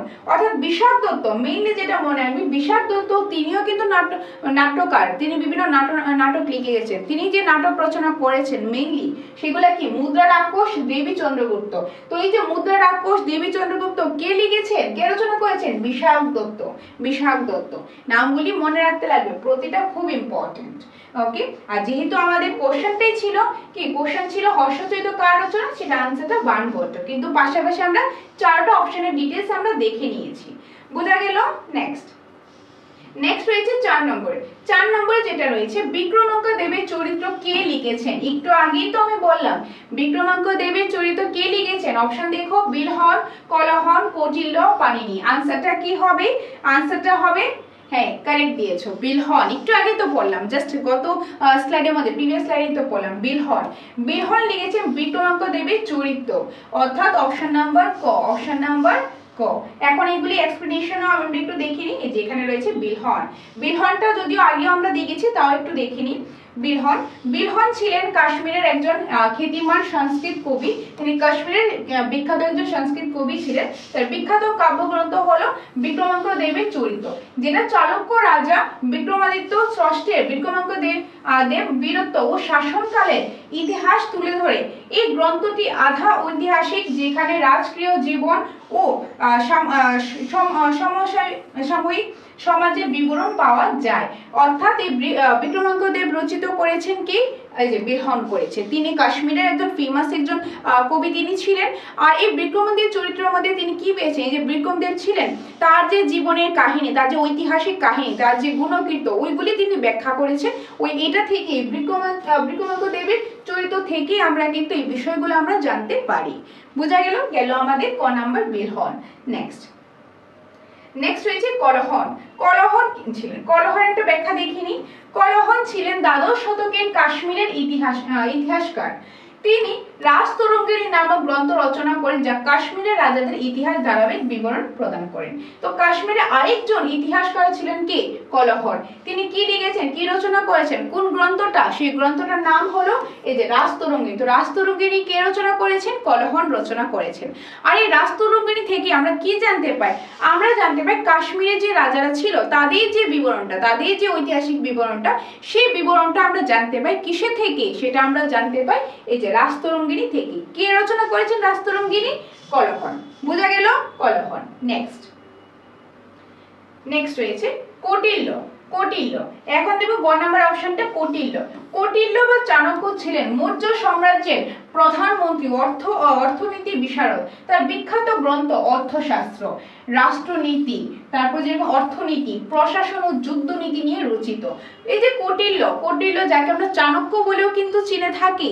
তো এই যে কৌটিল্য চাণক্য, তিনি খুবই বুদ্ধিমতী ছিলেন, তিনি খুবই বুদ্ধিমান ছিলেন। তিনি কিন্তু ছিলেন মৌর্য সাম্রাজ্য ছিল, মৌর্য সাম্রাজ্যের কিন্তু তিনি প্রধানমন্ত্রী হিসেবে ছিলেন। তিনি অর্থনীতির বিশারদ ছিলেন। তিনি বিভিন্ন একটা গ্রন্থ লিখেছেন, যে গ্রন্থের জন্য খুবই ফেমাস, সেটা হলো অর্থশাস্ত্র। তাছাড়াও রয়েছে রাষ্ট্রনীতি রয়েছে, অর্থনীতি, প্রশাসন, যুদ্ধনীতি নিয়েও তিনি রচনা করেছেন। কে? কৌটিল্য বা চাণক্য। নেক্সট রয়েছে পাণিনি ছিলেন প্রাচীন ভারতের ব্যাকরণবিদ। পাণিনি ছিলেন যে প্রাচীন ভারতের যে ব্যাকরণবিদ ছিলেন পাণিনি। তার রচিত অষ্টাধ্যায়ী হলো সংস্কৃত ব্যাকরণের মৌলিক গ্রন্থ, যা ভাষাতত্ত্বের ভিত্তি স্থাপন করেছে। অর্থাৎ তিনি ছিলেন ব্যাকরণবিদ। তিনি গ্রামার নিয়ে অনেক কিছু লিখে গেছেন। সেখান থেকে আমরা অনেক কিছু ব্যাকরণ নিয়ে, ভাষাভিত্তি নিয়ে আমরা অনেক কিছু জানতে পারি। আর কি লিখেছেন তিনি? পাণিনি লিখেছেন অষ্টাধ্যায়ী। তো পাণিনি লিখেছেন অষ্টাধ্যায়ী, বা অষ্টাধ্যায়ী কে রচনা করেছেন? পাণিনি রচনা করেছেন। বোঝা গেল? তো সবগুলি আমরা আলোচনা করে নিলাম। নেক্সট যে এমসিকিউটা আসবে সেটা হলো 5 নাম্বার। রাজতরঙ্গিনী কার লেখা? তো এই যে রাজতরঙ্গিনী কার লেখা, এটা কিন্তু আমরা একটু আগেই ডিসকাস করেছিলাম। অপশন কি রয়েছে? বাণভট্ট, কালিদাস, কলহন, হর্ষবর্ধন। আনসারটা হবে কলহন, অপশন নাম্বার গো। এখন এগুলোর আমরা বিস্তারিত আলোচনাও দেখে নিই। আলোচনাতে কি রয়েছে দেখো। প্রথমে আমরা বাণভট্ট নিয়ে আলোচনাটা করব। কি রয়েছে? বাণভট্ট ছিলেন 7ম শতকের একজন বিখ্যাত সংস্কৃত লেখক। তার উল্লেখযোগ্য রচনাগুলি হলো হর্ষচরিত, কাদম্বরী, তারপর রয়েছে তিনি সম্রাট হর্ষবর্ধনের সভাকবি ছিলেন। অর্থাৎ বাণভট্ট ছিলেন কি? 7ম শতকের বিখ্যাত একজন সংস্কৃত লেখক। তিনি বিখ্যাত সংস্কৃত লেখক ছিলেন বাণভট্ট। তিনি ফেমাস হয়েছিলেন যে উল্লেখযোগ্য তার রচনা, সেই রচনার নাম কি? যে হর্ষচরিত এবং কাদম্বরী। আর তিনি কি ছিলেন? তিনি কিন্তু সম্রাট হর্ষবর্ধনের সভাকবিও তিনি ছিলেন। কে? বাণভট্ট। নেক্সট কালিদাস প্রাচীন ভারতের শ্রেষ্ঠ কবি। যে কালিদাস প্রাচীন ভারতের একজন শ্রেষ্ঠ কবি এবং নাট্যকারদের মধ্যে একজন ছিল। তার প্রসিদ্ধ রচনাগুলি হলো মেঘদূতম, কুমার সম্ভব, আর রয়েছে কি অভিজ্ঞান শকুন্তলম প্রভৃতি। কালিদাসের যে বিখ্যাত যে গ্রন্থগুলি যেগুলি মনে রাখতে লাগবে সেগুলি কি? মেঘদূতম ছিল, কুমার সম্ভব, আর হলো কি অভিজ্ঞান শকুন্তলম। এই নামগুলি মনে রাখতে লাগবে, ভেরি ইম্পর্টেন্ট। তারপর কি রয়েছে দেখো। নেক্সট রয়েছে গ নাম্বার কলহন কে ছিলেন দেখো। কলহন নিয়ে ব্যাখ্যা। কলহন ছিলেন দ্বাদশ শতকের কাশ্মীর ইতিহাসবাদী। তিনি দ্বাদশ শতকের কাশ্মীরের একজন ইতিহাসবাদী ছিলেন। কে? কলহন। তার রাজতরঙ্গিনী গ্রন্থে কাশ্মীরের রাজাদের ধারাবাহিক ইতিহাস বর্ণিত হয়েছে। অর্থাৎ কাশ্মীরের যে রাজারা রয়েছে তাদের যে ঐতিহাসিক বিবরণটা সেটা কিন্তু দেওয়া আছে কিসে? রাজতরঙ্গিতে। কে লিখেছেন? কলহন লিখেছেন। এটাই তো আমাদের কোশ্চেনে ছিল, তো আনসারটা কিন্তু কলহন। এটি সংস্কৃত ভাষায় রচিত একটি গুরুত্বপূর্ণ ঐতিহাসিক গ্রন্থ। আর এই যে গ্রন্থটা, রাজতরঙ্গিনী গ্রন্থটা, এটা কিন্তু সংস্কৃত ভাষায় রচিত হয়েছে। তো রাজতরঙ্গিনী গ্রন্থটা কোন ভাষায় রচিত হয়েছে? সংস্কৃত ভাষায় রচিত হয়েছে। এটা খুবই একটা গুরুত্বপূর্ণ গ্রন্থ। নেক্সট হর্ষবর্ধন 7ম শতকের এক মহান রাজা ও সাহিত্যিক। তিনি এই যে নাগানন্দ, রত্নাবলী, প্রিয়দর্শিকা ইত্যাদি নাটক রচনা করেছিলেন। যে হর্ষবর্ধন। ক্লিয়ার? এখন আমাদের কোশ্চেন কি ছিল? যে রাজতরঙ্গিনী কে রচনা করেছেন? আনসারটা হলো কলহন। সেটা কিন্তু আমরা দেখে নিলাম। গেল এটা আমাদের 5 নাম্বার। নেক্সট রয়েছে কি? নেক্সট 6 নাম্বার এমসিকিউ তে কি রয়েছে দেখো। মুদ্রা রাক্ষস নাটকের রচয়িতা কে? এই যে মুদ্রা রাক্ষস এর নাটকের রচয়িতা কি? অপশন একবার দেখে নাও। বিশাখ দত্ত, শূদ্র, কালিদাস, সোমেশ্বর। আনসারটা কি হবে? আনসারটা হবে মুদ্রা রাক্ষস নাটকের রচয়িতা বিশাখ দত্ত। অপশন নাম্বার ক, বিশাখ দত্ত। এখন এগুলি নিয়ে কিন্তু আগেও ডিসকাস করেছি, তো আনসারটা কি হবে? অপশন নাম্বার ক, বিশাখ দত্ত। মুদ্রা রাক্ষস নাটকের রচয়িতা কি? বিশাখ দত্ত। অপশন নাম্বার ক ইজ দ্য কারেক্ট আনসার। বোঝা গেল? নেক্সট এখন এখানে আমি এক্সপ্লেন দিইনি। কেন দিইনি? কারণ এগুলি নিয়ে আমি আলোচনা করেছি। নেক্সট রয়েছে 7 নম্বর, মিচ্ছকটিম কে লিখেছেন? এই যে মিচ্ছকটিম, এটা কে লিখেছেন? অপশন দেখে নাও, বিশাখ দত্ত, কালিদাস, শূদ্র, হর্ষবর্ধন। আনসারটা কি হবে? আনসারটা হবে অপশন নাম্বার গ, শূদ্র। আর এই কোশ্চেনটা 2025 এর টেটের মধ্যে কিন্তু এসেছে, ভেরি ইম্পর্টেন্ট। অপশন নাম্বার গ is the correct answer. Clear? Next রয়েছে এই যে 8 নাম্বারে কি রয়েছে? কৌটিল্যের অর্থনীতির বিষয়ক গ্রন্থ কোনটি? যে কৌটিল্যের অর্থনৈতিক বিষয়ক যে গ্রন্থটা সেটা কোনটা? ইন্ডিকা, মহাভারত, অর্থশাস্ত্র নাকি মেঘদূত? আনসারটা কি হবে? এখানে আনসারটা আশা করি এতক্ষণে তোমরা আনসারটা অলরেডি দিয়ে দিয়েছো। আনসারটা হবে হ্যাঁ অর্থশাস্ত্র, কারণ ইন্ডিকা হলে তো মেগাস্তিনিস হবে বা মেঘদূত হলে তো কালিদাস হবে, তো কোনটা হবে? হবে অর্থশাস্ত্র। কি হবে? অর্থশাস্ত্র হবে। ক্লিয়ার? অর্থশাস্ত্র, অপশন নাম্বার গ ইজ দ্য কারেক্ট আনসার। ওকে, আর কৌটিল্য নিয়েও কিন্তু আমরা ডিসকাস করেছি, আমরা আলোচনাটা আমরা করেছি। নেক্সট এই যে এখানে আবারও আমি ব্যাখ্যা দিয়ে দিচ্ছি। কিসের ব্যাখ্যা? এইগুলি, এই অপশনগুলির ব্যাখ্যা। কিন্তু কৌটিল্য নিয়ে আগেই তো ব্যাখ্যা দিয়েছি, এখন ব্যাখ্যা দেখো এই 4টা যে অপশন রয়েছে এগুলির আমরা ব্যাখ্যাটা দেখে নেব।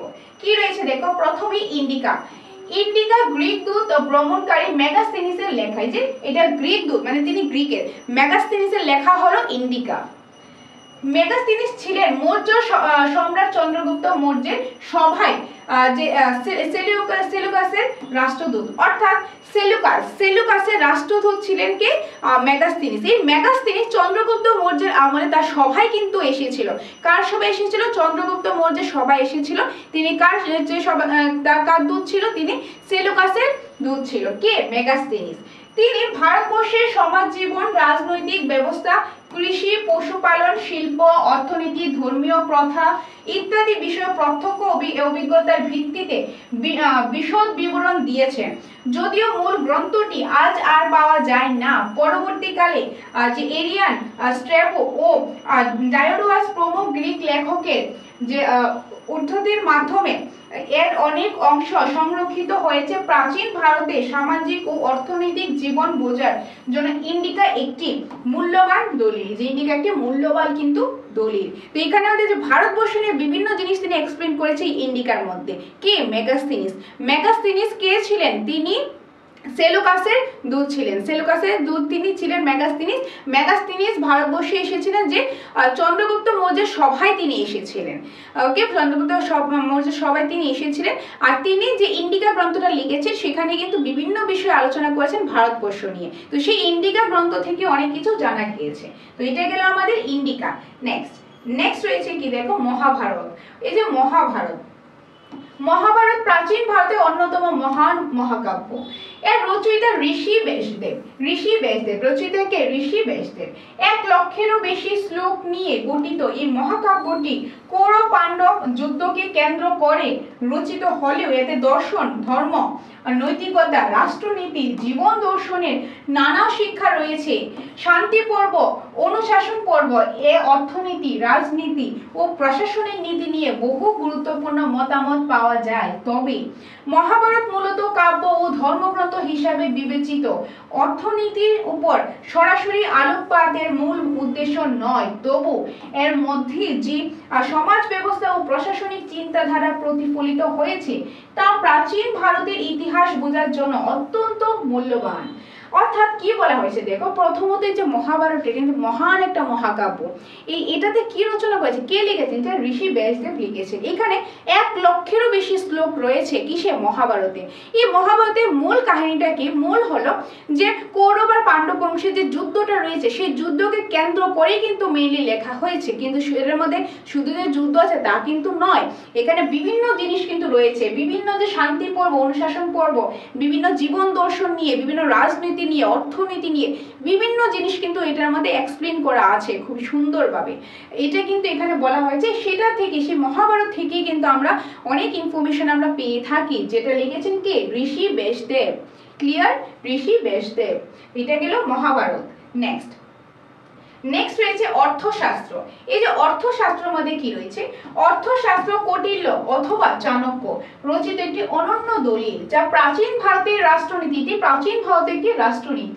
অর্থনীতি ও কূটনীতির বাস্তবমুখী রূপরেখা প্রদান করে। অর্থাৎ প্রাচীন ভারতের যে রাষ্ট্রনীতি কিরকম ছিল, সুষম অর্থনীতি কিরকম ছিল, বা যে কূটনীতিটা কিরকম ছিল, ওই বিষয়টাকে কিন্তু প্রতিফলিত করে কোনটা, এই যে অর্থশাস্ত্রটা, যেটা কে লিখেছিলেন, কৌটিল্য বা চাণক্য। গ্রন্থটি 15টি অধ্যায়ে বিভক্ত। তো এই যে গ্রন্থটি কোন গ্রন্থ, অর্থশাস্ত্র গ্রন্থটি কতটি অধ্যায়ে বিভক্ত, 15টি অধ্যায়ে বিভক্ত। কয়টি অধ্যায়, 15টি অধ্যায়ে বিভক্ত।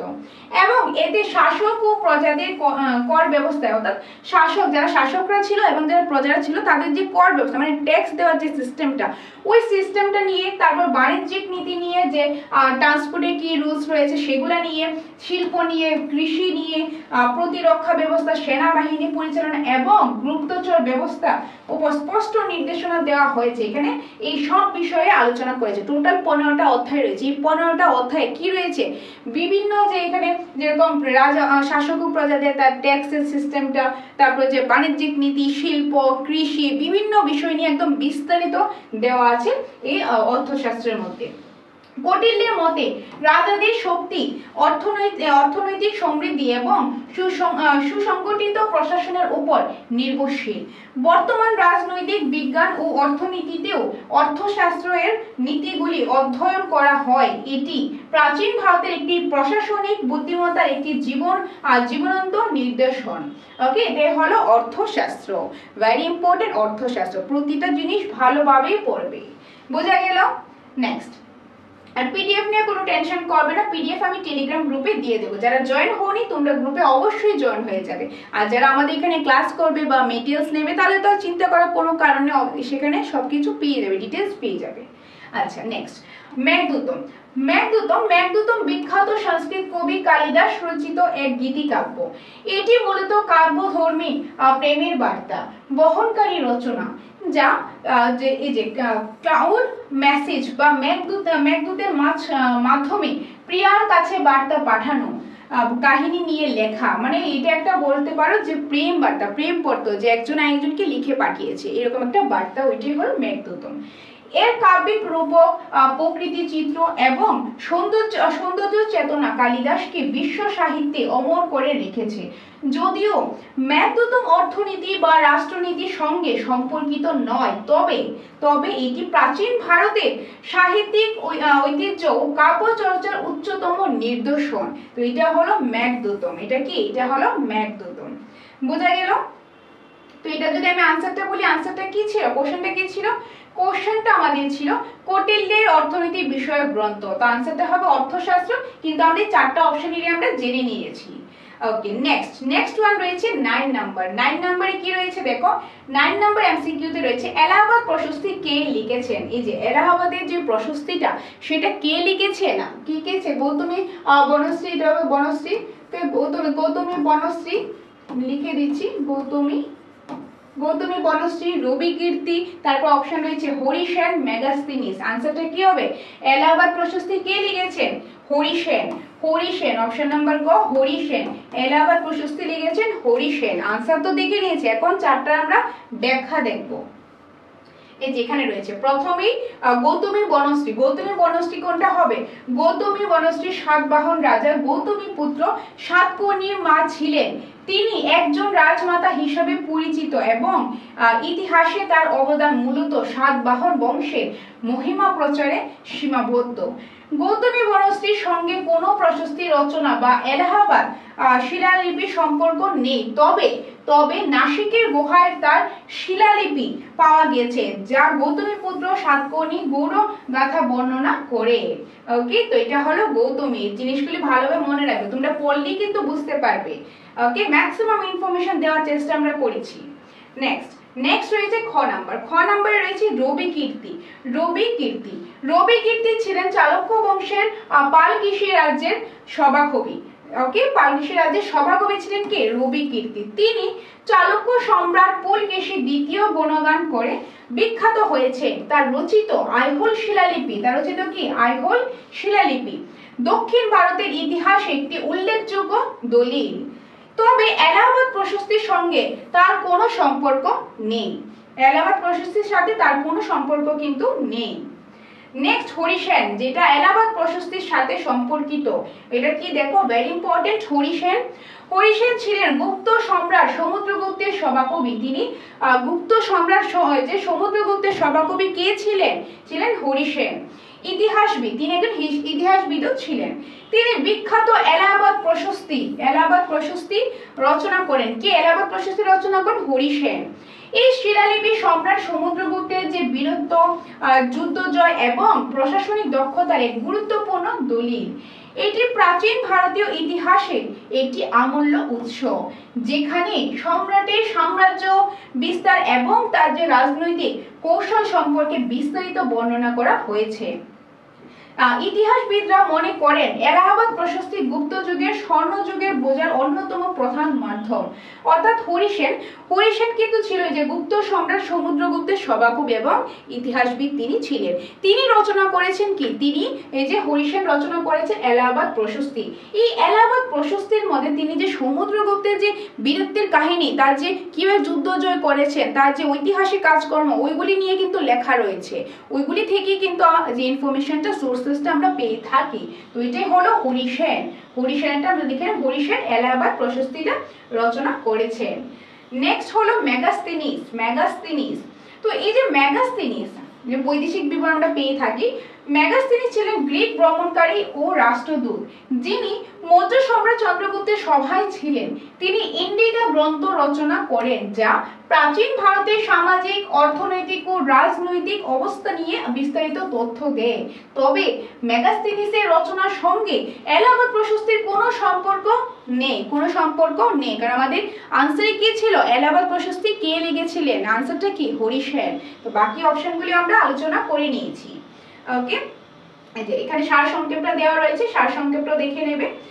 নেক্সট রয়েছে কি 10 নাম্বার। 10 নম্বরে কি রয়েছে দেখো, 10 নম্বরে রয়েছে নাসিক প্রশস্তি থেকে কার কীর্তি জানা যায়। যে নাসিক প্রশস্তি থেকে আমরা কার কীর্তি জানতে পারি? কি কি রয়েছে? সমুদ্রগুপ্ত, গৌতমীপুত্র সাতকর্ণী, পুলকেশীর দ্বিতীয়, তারপর রয়েছে বিজয় সেন। আনসারটা কি হবে? আনসারটা হবে গৌতমীপুত্র সাতকর্ণী, অর্থাৎ অপশন নাম্বার খ, গৌতমীপুত্র সাতকর্ণী। অপশন নাম্বার খ হবে এটা কারেক্ট আনসারটা। নাসিক প্রশস্তি থেকে আমরা কার কীর্তি জানতে পারি? গৌতমীপুত্র সাতকর্ণীর কীর্তি আমরা জানতে পারি। অপশনগুলি একটু আমরা দেখে নিই। অপশনে কি রয়েছে? ব্যাখ্যার ক্ষেত্রে সমুদ্রগুপ্ত কি রয়েছে? গুপ্ত সম্রাট সমুদ্রগুপ্তের কীর্তি জানা যায় এলাহাবাদ প্রশস্তি থেকে, যা হরিসেন রচনা করেছিলেন। নাসিক প্রশস্তির সঙ্গে সমুদ্রগুপ্তের কোনো সম্পর্ক নেই। গৌতমীপুত্র সাতকর্ণী। নাসিক গুহার শিলালিপি বা প্রশস্তি থেকে সাতবাহন রাজা গৌতমীপুত্র সাতকর্ণী বীরত্ব, সাম্রাজ্য বিস্তার ও কীর্তির বর্ণনা পাওয়া যায়। তার মা গৌতমী বনশ্রী এই প্রশস্তি স্থাপন করেছিলেন। ওকে, তো এটা হলো গৌতমীপুত্র সাতকর্ণী। এটা থেকেই কিন্তু আমরা যে নাসিক যে রয়েছে বা নাসিক যে প্রশস্তি রয়েছে সেটা আমরা জানতে পারি। তো এটা কে লিখেছেন? যে গৌতমীপুত্র যে সাতকর্ণী যে বীরত্বের কাহিনী আমরা জানতে পারি। কিসে থেকে? কোন প্রশস্তি? নাসিক প্রশস্তি থেকে। ওকে, তারপর রয়েছে এই যে পুলকেশী দ্বিতীয়তে কি রয়েছে দেখো, দক্ষিণ ভারতের চালুক্য সম্রাট পুলকেশী দ্বিতীয় কীর্তি জানা যায় রবি কীর্তি রচিত আইহোল শিলালিপি থেকে কিন্তু আমরা পুলকেশী দ্বিতীয় কীর্তিটা আমরা জানতে পারি। নেক্সট বিজয় সেন বংশীয় রাজা বিজয় সেনের কীর্তি জানা যায় বিজয় সেনের দেবপাল স্তম্ভলিপি প্রভৃতি দলিল থেকে, নাসিক প্রশস্তি থেকে নয়। বোঝা গেল? তো এই 10টা এমসিকিউ আজকে আমি আলোচনা করেছি। যেহেতু ভিডিওটা অনেকটা লেন্দি হয়ে গেছে, আমি বাকিগুলোর আলোচনা করছি না। তবে আরো কিন্তু এখানে এমসিকিউস রয়েছে, ব্যাখ্যা রয়েছে। তো বাকিগুলো আমি নেক্সট ক্লাসে তোমাদের আলোচনা করে দেব। আজকে ক্লাসে এতটুকুই রইলো। তো আজকে আমরা কি করলাম, প্রথমে কিছু কনসেপ্ট দেখলাম, এমসিকিউর পাশাপাশি আমরা ব্যাখ্যা দেখে নিয়েছি। আর এখানে যে স্ক্রিনে তোমরা দেখতে পাচ্ছ, আমি এখন স্কিপ করছি। এগুলি নেক্সট ক্লাসে আমি ডিসকাস করব, কারণ ভিডিওটা অনেকটা লেন্দি হয়ে গেছে। ওকে, নেক্সট ক্লাসে সময় নিয়ে বাকিগুলি আমি ডিসকাস করে দেব। তো তোমরা অবশ্যই ভিডিওটা কীরকম লেগেছে কমেন্টের মাধ্যমে জানাবে। তোমাদের কমেন্টসগুলি আমাদেরকে অনেকটাই মোটিভেট করে। তাছাড়া তোমরা যদি চাও তোমরা আমাদের এখানে এসে অফলাইন ক্লাস করবে, কিংবা তোমরা অনলাইন কোর্সটা নেবে, কিংবা তোমরা আমাদের এখানে যে নোটস রয়েছে নোটসটা নেবে, যেটাই তোমাদের প্রয়োজন সেটার জন্য তোমরা আমাদের সাথে যোগাযোগ করবে আমাদের স্ক্রিনে দেওয়া নম্বরে। আর পিডিএফ নিয়ে চিন্তা করবে না, সেটা যখন এই ক্লাসটা কমপ্লিট হবে টেলিগ্রাম গ্রুপের মাধ্যমে সেটা আমি দিয়ে দেবো। তো যারা জয়েন হওনি তোমরা জয়েন হয়ে যাবে, এই ভিডিও কমেন্ট সেকশনে লিঙ্কটা থাকবে। ওকে, আর বাকি ডিটেলসের জন্য তোমরা কল করে নাও। তো দেখা হচ্ছে তোমাদের সাথে পরের ক্লাসে। ধন্যবাদ।